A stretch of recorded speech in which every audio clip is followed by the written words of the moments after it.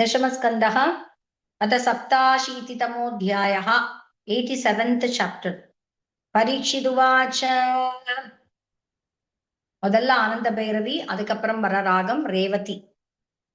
परीक्षिदुवाच ब्रह्मन् ब्रह्मण्य निर्देशे निर्गुणे गुणवृत्तयः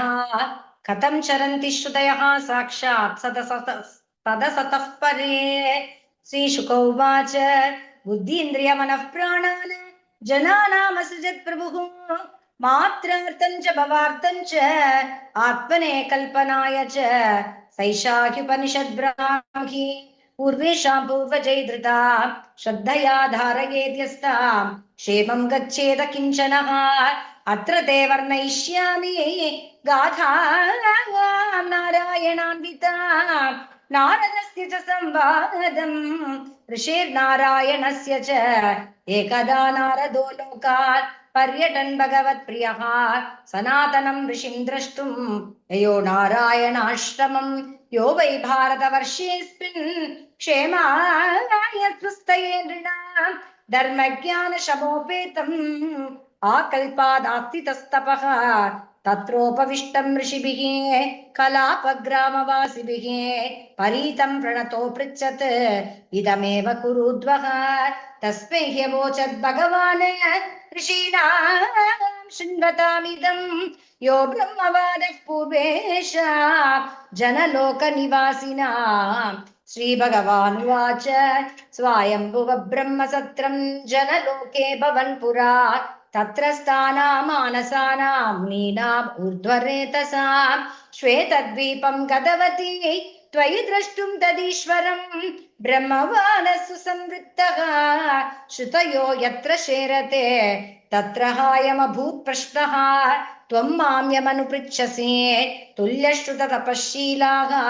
तुल्यस्वीयारिमध्यमाः अपि चक्रुः प्रवचनम् एकं शुश्रूषवोपरे सनन्दन उवाच स्वसृष्टमिदमापीय शयानं सह शक्तिभिः तदन्ते बोधया चक्रुः तल्लिङ्गैः श्रुतयः परं यथा शयानं सम्राजं मन्दिनः तत्पराक्रमैः प्रत्यूषेभ्येत्य शुश्लोकैः बोधयन्त्यनुजीविनः श्रुतय ऊचुः जय जय जह्यजाम् अजितदोषगृभीतगुणाम् त्वमसि यदात्मना समवरुद्ध समस्तभगः अगजगलोकसमखिल शक्त्यवबोधकते क्वचित् जयात्मना च चरतोऽनुचरे निगमः बृहदुपलब्धमेतदवयन्त्यवशेषतया यत उदयात्तमयो विकृतेर्मृदि वा विकृतात् अदर्शयोरदुस्वैममोचनाचरितम् कथम यथा भवन्ति भुवि दत्तपदानि नृणाम् इति तव सूरयस्त्यधिपते किल लोकमलक्षपणकथामृताब्धिम् अवगाह्य तपांसि जगुः किमुद पुनस्वदामयनुनाशय कालगुणाः परम भजन्ति ये पदमजस्त्र सुखानुभवम् धृतय इव श्वसन्त्य सुभृतो यदि तेऽनुबुधा धृतय इव श्वसन्त्य सुभृतो यदि तेऽनुविधा महदहमान्दयोडमसृजन् यदनुग्रहतः पुरुषविदोन्वयोऽग्रचरमुन्नमयादिषु यः सदसदः परं त्वमत यदेष्ववशेषभृतम् उदरमुपासते य ऋषिवर्त्वसुकूर्पदृशः परिसरपद्धतिं हृदयमारुणयोदहरम् तदौदगानशिरः परमम् पुनरिगयत् समेत्य न पतन्ति कृतान्तमुखे स्वकृतविचित्रयोनिषु विशन्निव हेतुतया तरतमतश्च कास्य नलवत् स्वकृतानुकृतिः अदविददास्मपुष्पविदनो नवधाम समम् विरजधियोन्वयन्त्यभिविपन्यवये करसम् स्वकृतपुरेष्व भीष्व बहिरन्तर संवरण तव पुरुषं वदन्त्य किल शक्तिधृतोऽंशकृतम् इति नृगति विमुच्य कवयो निगमावपनम् भवत उपासतेऽङ्घ्रिमभवं भुवि विश्वसिताः दुरवगमात्मतत्त्वनिगमाय तव ततनोः चरितमहामृताब्धिपरिवर्त परिश्रमणाः न परिलशन्ति केचिदववर्गमभीश्वरते चरण सरोज हंस कुल संग विसृष्ट गृगाः त्वदनुपथं कुलायमिदमात्मसुहृत्प्रियवच्छरति ततोन्मुखे त्वयि हिते प्रियात्मनि च नवतरमन्त्यगोदरुपासनयात्महनो यदनुशया भ्रमन्त्युरुभये कुशरीरभृतः निभृतमरुन्मनोक्ष दृढयोगयुजो हृदि यन्मुनय उपासते तदरयोऽपि ययुस्मरणात् त्र्यौरगेन्द्रभोगभुजरेण निषक्तधियो वयमपि ते समासमदृशोऽङ्घ्रिसरोजसुधाः कैहनुवेद मतावर जन्मलयोऽग्रसरम्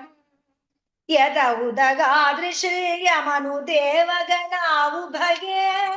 तर्हि न शरणुभयौ न जगालजवः किमपि न तत्र शास्त्रमवकृष्य शयेत यदा जनिमसतस्ततो मृतिमुतात्मनिये च भिदा विपनमृतं स्मरन्त्युपदिशन्ति च आरुपितैः त्रिगुणमयः पुमानिति विदाय नमोदकृता त्वयि न तदा परत्र स भवेदवबोधरसे सदिव मनस्त्रिवृत्त्वयि विभात्य सदा मनुजात् तदभिभृशन्त्यशेषमिदमात्मतयात्मविदः नयि विकृतिं त्यजन्ति कनकस्य ददात्मतया स्वकृतमनुप्रविष्टमिदमात्मतया वसितम् तव पर्ये चरन्त्यखिल सत्त्वनिकेततया तौ तपराक्रमन्त्य विगणय्य शिरो निरतेः परिवयसे गुणानपितान् त्वयि कृतसंहृदा खलु पुनन्ति न ये विमुखाः त्वमकरणस्वराडखिल कारकशक्तिधरः तव बलिमुद्वहन्ति समदन्त्ययजानिमिषाः तव बलिमुद्वहन्ति समदन्ति अजयानिमिषाः वर्षभुजोगिन क्षितिपदेरिव विश्वसृजो विदधति यत्र ये त्वधिकृता भवतश्चकिताः स्थिरचर जातयस्युरजयोऽथ निमित्तयुजो दिगर उदीक्षया यदि परस्य विमुक्त ततः नहि परमस्य कश्चिदपरो न परश्च भवेत् वियत इवापदस्य तव शून्यतुलां ददतः अपरिमिता धुधास्तनुधृतो यदि सर्वगताः तर्हि न शास्यतेति नियमो ध्रुवनेतरथा अजनिचयैर्म तदा मुच्य नियन्त्रि भवेत् तमवनुजानकाम्यदमदं मतदुष्टतया न घटत उद्भवः प्रकृतिपूरुषयोर् अजयोरुभययुजा भवन्त्य सुभृतो जलबुद्बुदवत् सरितैवानुरसेशरसाः त्रिषु तव मायया भ्रमममीष्ववगत्य वृषम् त्वयि सुधियो भवेददति भावमनुप्रभवम् कथमनुवर्तदा भव भयं तव यद्भ्रिकुटिः सृजति मुखस्त्रिणेषु भयम् विजितकृषिकवायुविरदान्तमनस्युतर्मनस्तुरगम् यैहर्यतन्ति यन्तुम्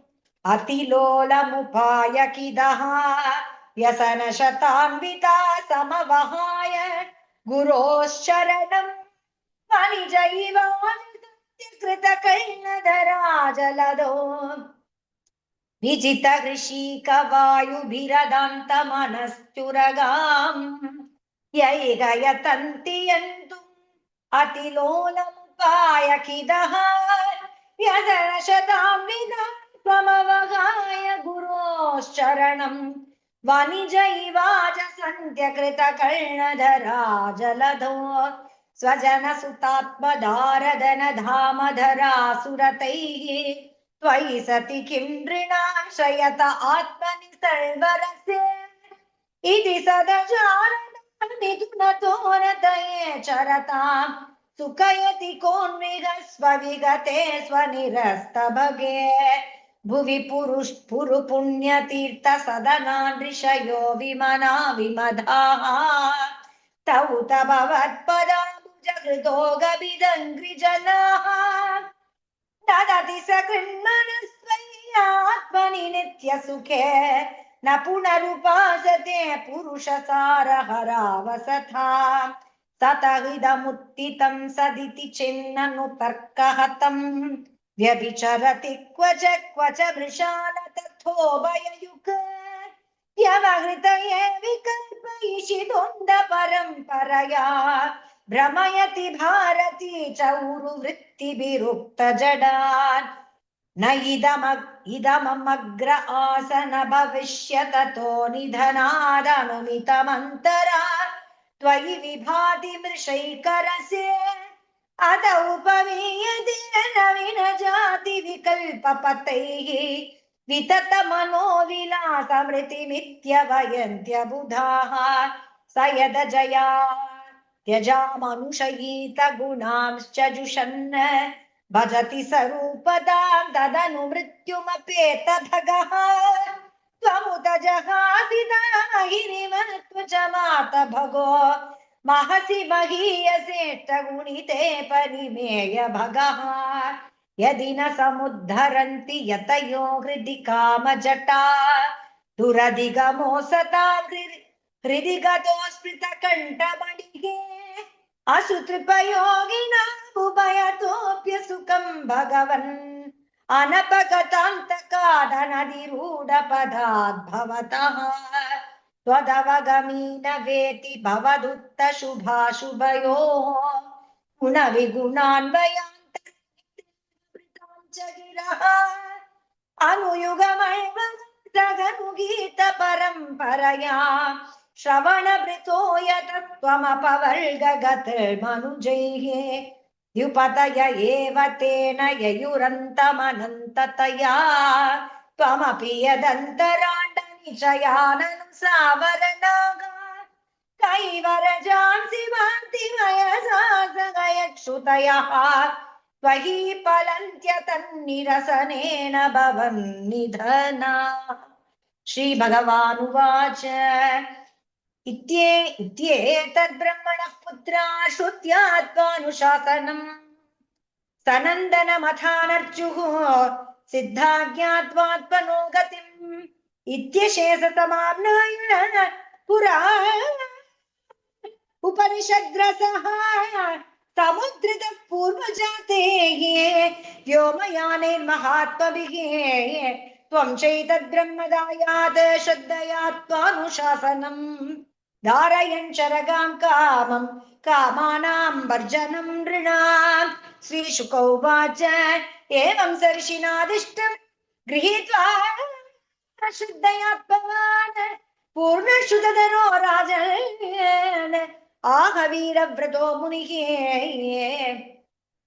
नारद उवाच नमस्तस्मै भगवते कृष्णाय मलकीर्तये यो धत्ते सर्वभूतानाम् अभवायोषति कलाः इत्याद्यं ऋषिमानन्य तच्छिष्यांश्च महात्मनः ततो आश्रमं साक्षात् पितुर्द्वैपायनस्य सभाजितो भगवता कृतासन परिग्रहः